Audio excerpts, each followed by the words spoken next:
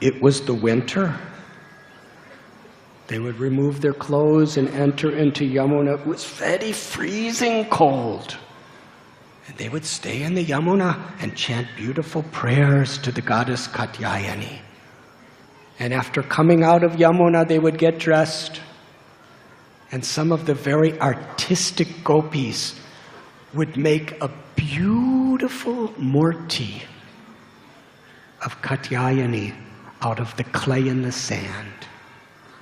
And Vrinda Devi explained to them all the proper procedures of how to worship her. They would offer an asana to the goddess, a place to sit. And how many of you engage in deity worship? Please raise your hands. So you know the idam asanam we offer. My dear Lord, please come and sit here.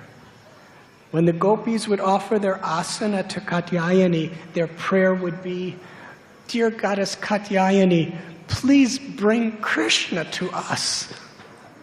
And then they would offer the padya, which is the washing of the feet of the deity.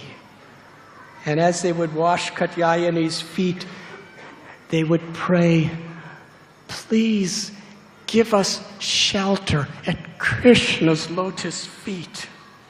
Then they would offer arghya, which is washing the hands of the worshipable object. And they would, as they would be washing her hands, they would say, please, goddess,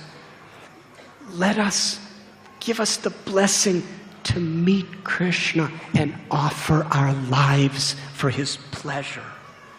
They would offer achman, which is mouthwash.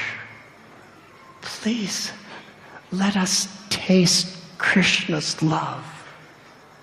They'd offer madhupark, which is a very, very delicious yogurt, dahi and ghee and milk and honey.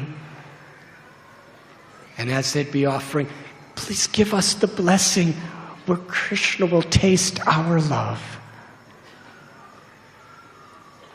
Then they would offer achman again, the mouthwash. They would, Goddess, here, idam achmaniyam, Goddess Katyayani, give us the blessing that we will repeatedly giving our love for Krishna to taste and tasting his love.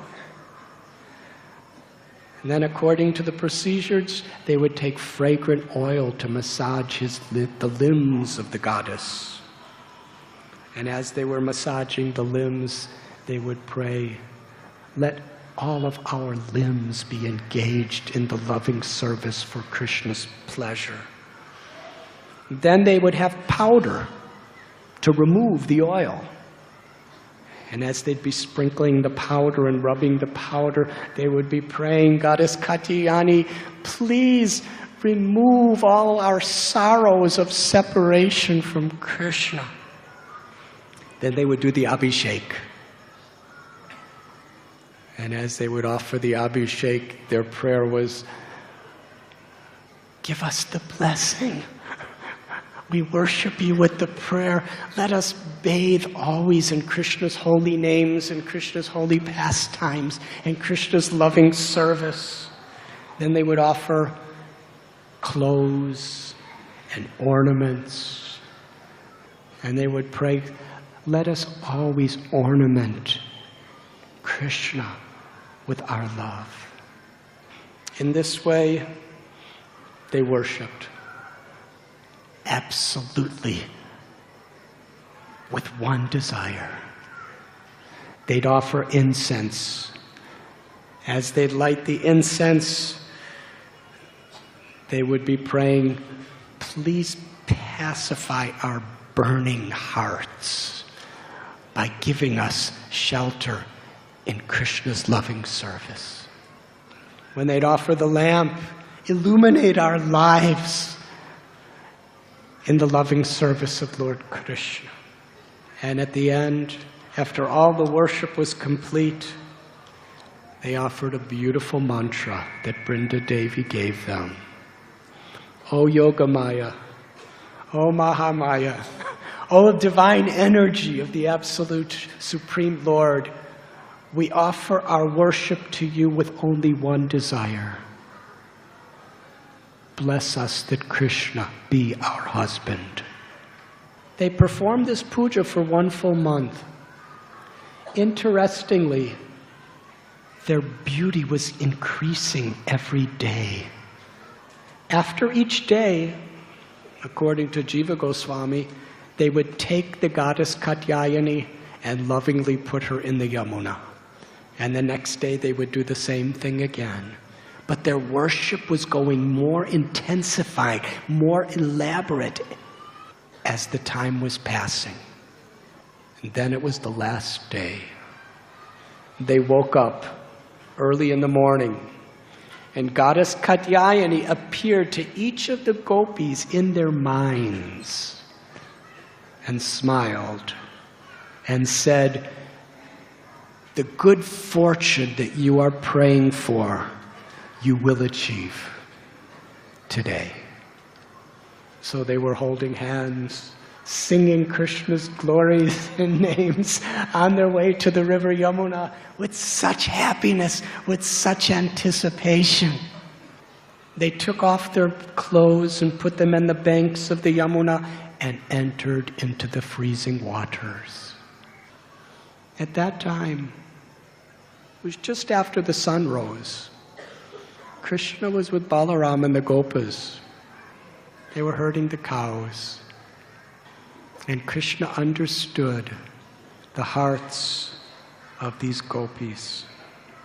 And he was thinking that let me make the bud of the gopis' hearts prem blossom into a beautiful flower today. So by his own inconceivable nature, he walked away from Balaram and all the cowherd boys, and they didn't even know he left.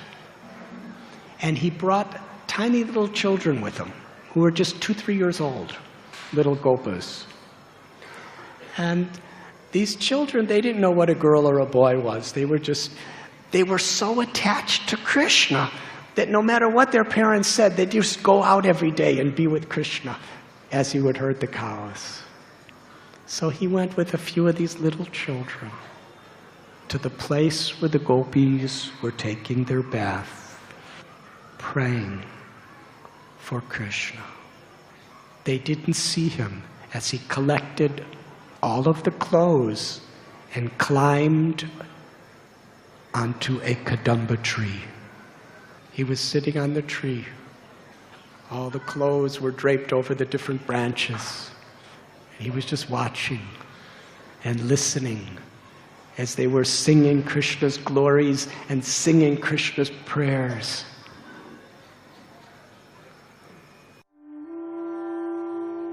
You were listening to Radhanath Swami on devotionalnectar.com.